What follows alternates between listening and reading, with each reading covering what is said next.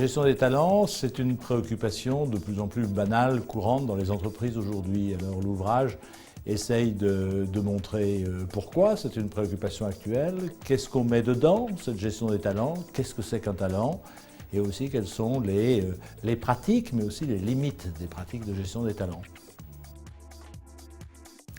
La notion de talent, elle est utilisée par beaucoup d'entreprises, ce qui ne signifie pas que tout le monde mette la même définition derrière le même terme. Ce que la notion véhicule, c'est quand même deux choses importantes. À la fois, tout ce que la personne peut avoir d'unique, qui la distingue des autres. Puis deuxièmement, le talent, c'est avant tout quelque chose qui a besoin d'être travaillé et d'être développé.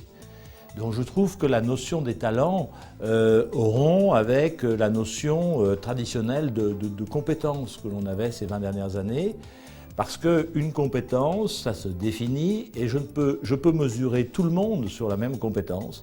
Je peux dire que sur une compétence X, eh bien, vous êtes meilleur ou moins bonne que la personne qui est à côté de vous. Alors que le talent, c'est pour ça qu'on en parle pour un artiste ou pour un sportif, c'est quelque chose de véritablement unique. C'est une espèce de combinaison rare de compétences rares. Il y a une dizaine d'années, parce que ça émerge fortement il y a une dizaine d'années, les entreprises se trouvaient dans une situation de lutte féroce pour essayer d'attirer certaines compétences qui étaient vraiment rares. Le premier livre important sur la gestion des talents, ça sort en pleine bulle Internet. Quand toutes les entreprises veulent essayer d'attirer les mêmes compétences au même moment. Et c'est là que la notion de talent apparaît, parce que les entreprises se rendent bien compte qu'elles vont devoir se bagarrer au même moment pour les mêmes personnes. Avec, c'est vrai, la prise en compte à ce moment-là, pour la première fois, des problèmes démographiques. Du fait que, surtout en Occident, on vit un basculement démographique et que les générations dans lesquelles on va devoir trouver ces compétences rares, eh bien, elles ont tendance à réduire. Premièrement, la détection d'un talent, on s'aperçoit bien que les outils traditionnels dont on dispose d'assessment eh bien, sont totalement nécessaires, utiles, mais aussi parfois un petit peu insuffisants. Les bonnes pratiques de gestion des talents, c'est généralement quand les RH, parce qu'elles ont de la compétence elles-mêmes, voire du talent, parce qu'elles ont une bonne connaissance de l'entreprise, parce qu'elles ont aussi un bon sens politique dans l'organisation, eh bien, elles ont su repérer au gré des entretiens, au gré des visites, au gré de toutes les situations, on est en contact avec les personnes, elles ont su repérer ces combinaisons rares, de compétences rares que l'on pouvait développer.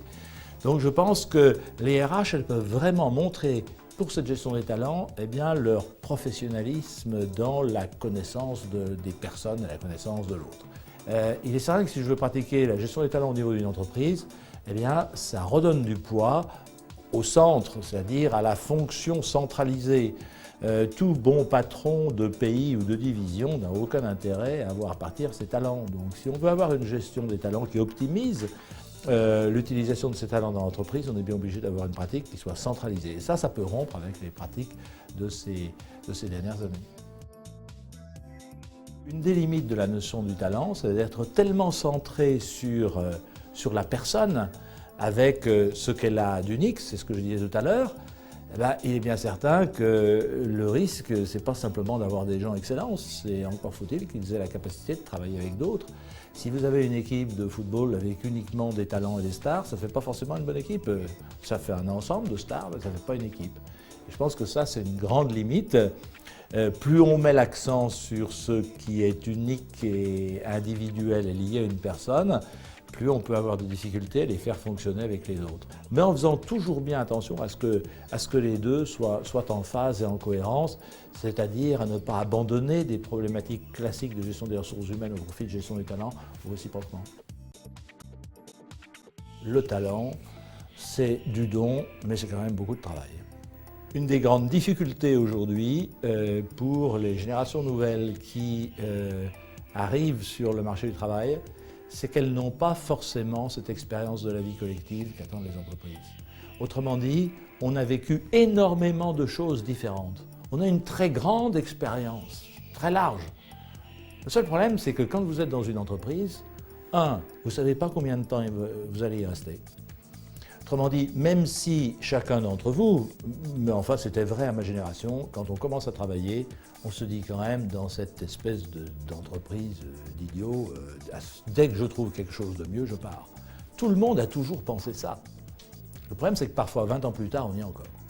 Donc on a bien besoin de faire l'apprentissage, de savoir fonctionner sur le long terme avec des personnes que l'on n'a pas forcément choisies, que l'on n'aime pas forcément, que l'on rayerait de son Facebook si on avait la possibilité, ou que l'on n'accepterait jamais comme ami, mais on est obligé de travailler avec.